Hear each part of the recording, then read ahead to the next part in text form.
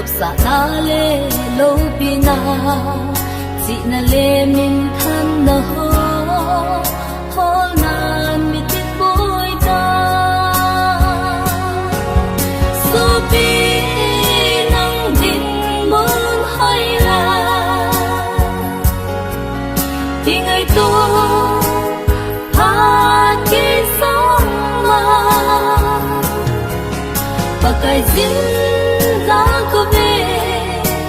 đã luôn hay duyên tu đi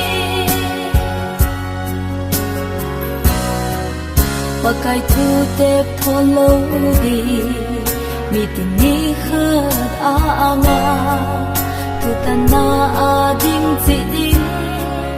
sen do na hi na dem so pi nang din muốn hay là thì ngày tôi hát cái sóng mà và cái duyên giá có về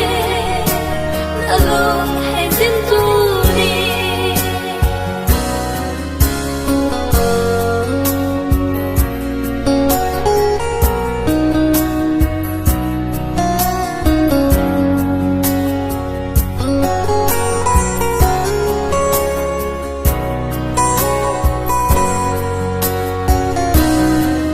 và cái thu ngài lâu dấu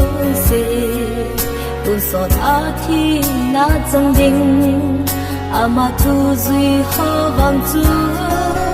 tuôn sọt hin na chẳng đinh so pi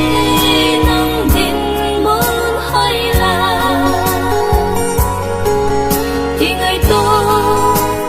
hát cái sóng mà và cái duyên giá có về đã luôn hay duyên tu đi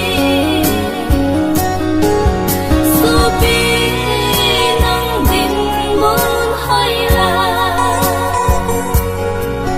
thì ngày tôi hát cái sóng mà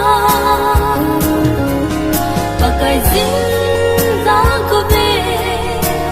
đã luôn hay duyên tu đi và cái duyên giá có về đã luôn